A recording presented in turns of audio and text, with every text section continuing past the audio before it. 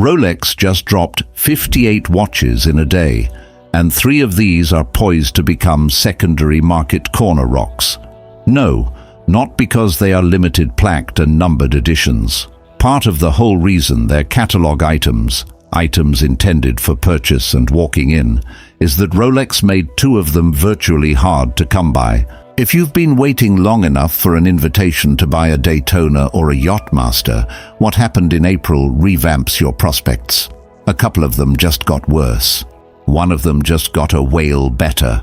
First of all, let's set aside the pieces that were submitted to Watches and Wonders in Geneva this year, because this was on a larger scale than those are given credit. Rolex did not reveal one flagship watch. They said that they released 58 references, almost all of them across a range of collections, including an entry-level Oyster Perpetual 36 that goes for $6,750 all the way up to a diamond set day-date 36 at $98,100. No refresh this. This is more of a complete reinvention of the catalog. Much of it is almost unified under the theme of the 100th anniversary of the Oyster case, a patent which was granted to Hans Wilsdorf in 1926 for the first waterproof wristwatch. Finally, every dive watch in your possession today and every water-resistant tool watch can be traced back to the original patent. Rolex knows that this is the best marketing tactic they've got in 10 years, and they made the entire 2026 collection picked around it. That should be a red flag for one who is reading the prices of grey market. Even amid higher demand, Rolex still generated about $11. 43 billion in sales in the latest full fiscal year recorded, which is still more than the coming several Swiss brands put together. But instead of picking on an anniversary year to ride the gravy train, they took advantage of it to break away from the existing references and include pieces we'll hardly be able to enter a boutique and purchase on day one. It is this pattern of behavior to watch. Depending on the timing, the waitlist is poised to get a little longer with this anniversary hype plus tighter allocation. One that gets the first photo from every watch journalist in Geneva is the new Oyster Perpetual 41 100th Anniversary Edition. But what makes it strange is this: the first modern Oyster Perpetual in 2 tones. Rolex's emphasis on OP-line steel only for years comes in direct contrast with their exclusive policy to keep their steel-only watches affordable for the masses. Now comes an edition with the bracelet and case and bezel and crown all in 18-karat yellow gold, all over what was previously all steel case and bracelet.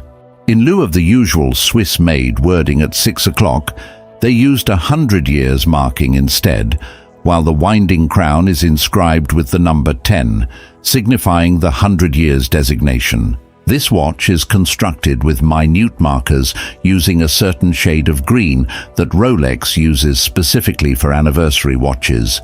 Similarly, the dial logo is constructed in the same color, making it identifiable from a distance. Here's why this is important for the whole person seeking to purchase one. Rolex has done it before when a special edition replaces an existing model number, and this time is no exception.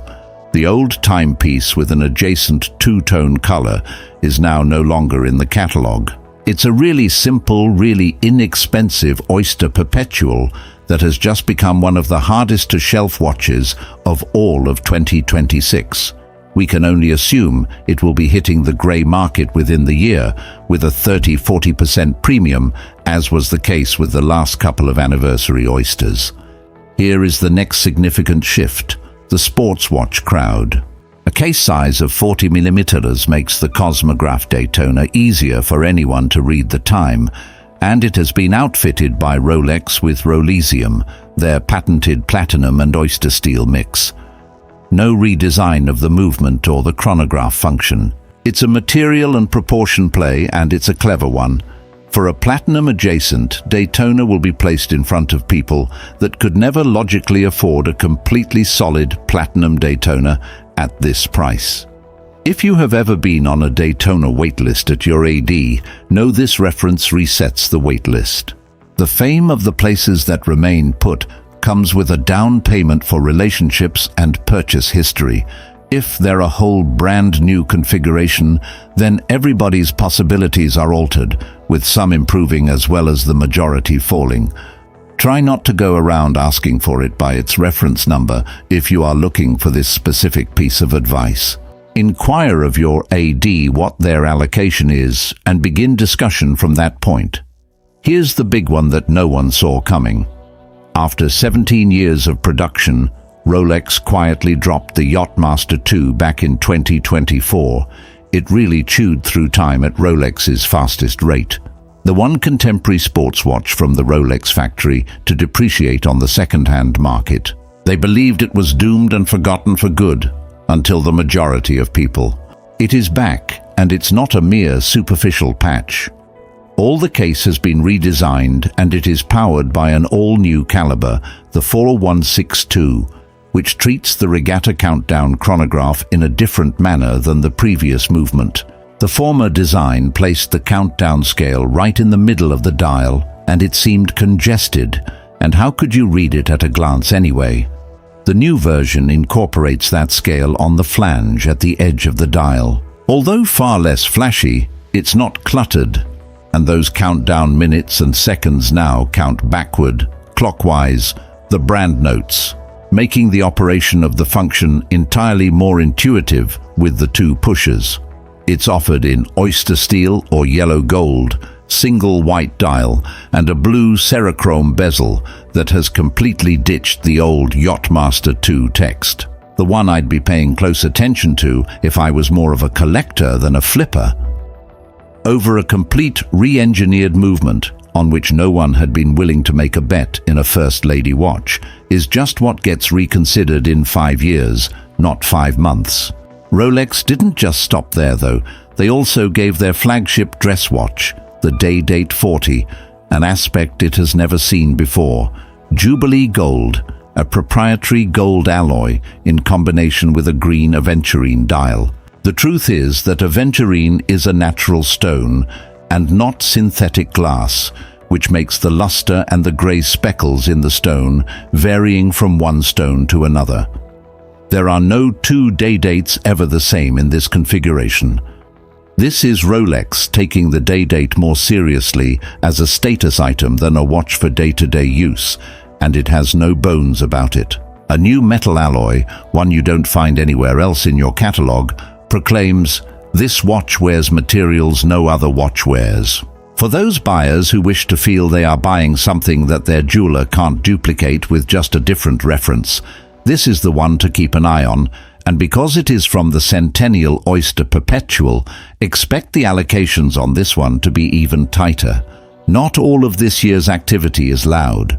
The Datejust 41 received a new lacquered green dial, which gradually darkens towards the edges in a gradient effect, which enhances one of Rolex's most sedate designs without altering case, bezel, or structure. Then teamed with the classic fluted bezel in white roll saw. It is the wristwatch that will finally be available over the counter without any issues, and until it is no longer new, it remains a great choice for a wearable day-to-day Rolex for 2026. The half an annum story with Rolex is what they add each year. The other half is what they quietly kill, and 2026 wasn't a year for light discontinuations. There's been no mention of the previous Oyster Perpetual incarnation with its two-tone finish, just the anniversary piece which we've already discussed above.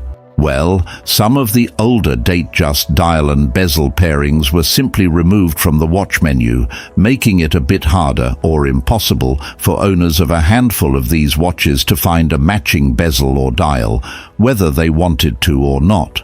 This is of greater significance than many would realize.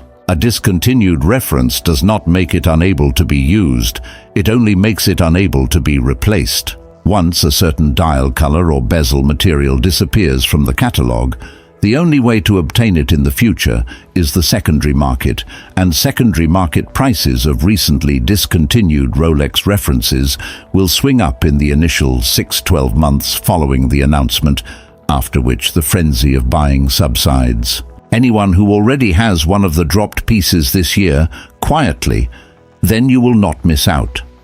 At the very least, you're simply holding something that seems a little bit less common now, without ever really trying. Now here's what lies behind all 58 of the references. Anniversary has become a Rolex means to shuffle scarcity. They stop making decent available watches, just watches, and make a brand anniversary version of the same watch. And sure enough, the anniversary version is less available. Within a year or so, the Oyster Perpetual centered on a 100ths, and the Jubilee Gold Day date is going to sell for a lot more than the retail price, or at least the variation has already taken place with the Land Dweller last year, before supply eventually caught up. In the meantime, the one watch that actually received a real engineering overhaul is the Yacht-Master II, which nobody is going to rush and get, because the outgoing one did not have a favorable reputation. That's usually where the actual value is. The green dial and the gold bezel comes first, and the redesigned movement is picked up 2 or 3 years later, when people find out what has been happening under the gold bezel. If you've been waiting on this like button and keep following these references, now is the time, because we'll be monitoring grey market pricing over the next couple of months for all of these references. Therefore, if you want one of these watches, and you're not attempting to pay a 40% markup to reseller, then here is your real game plan. Before you even enter a boutique, first, determine which reference you're looking for. Don't say what's new, ask for the reference number. Specificity is what the sales associates respond to, and it means you're not following the hype. Step 2. Don't ask for your car from 5 different official dealers, ask from one. The allocation is based on the relationship and not first come, first served, and a business that has sold you 2 watches in 3 years will call you instead of someone they don't know. Step 3. Reserve now if you wish to have the Datejust or a standard Oyster Perpetual setup as opposed to the traditional configuration. Order now. All of that still circulate as retail inventory, and, obviously, it's out the door as soon as resellers start creating demand. If you're interested in the Centennial Oyster Perpetual or Jubilee Gold Day date in particular, step number 4 is come clean about your grey market premium, since these are 2 watches that will be very tough to get on the retail market for at least a year. If the Yacht-Master II sounds like an intriguing option for you, step 5. Now while the bigger and more flashy toys are still in the limelight. This is the one situation where an actually enhanced watch can be simpler to secure than the commemoration watches surrounding it. Rolex couldn't have used a gloomier occasion to rearrange its entire catalogue and say goodbye to a few of its biggest hitters in the morning of a century years ago. However, it's not a regular product announcement. That's a firm figuring out what it means the world should be talking about next 10 years, and which ones it's okay to move on from. So, which ones do you choose from the 2026 pitch? If you're not simply bantering around with the AD that will become obvious on its own, let me know what reference you are truly seeking before you engage in such conversation. Hit like and subscribe to this, as this will be a grey market price tracking as it unfolds. In the next one, you'll see you.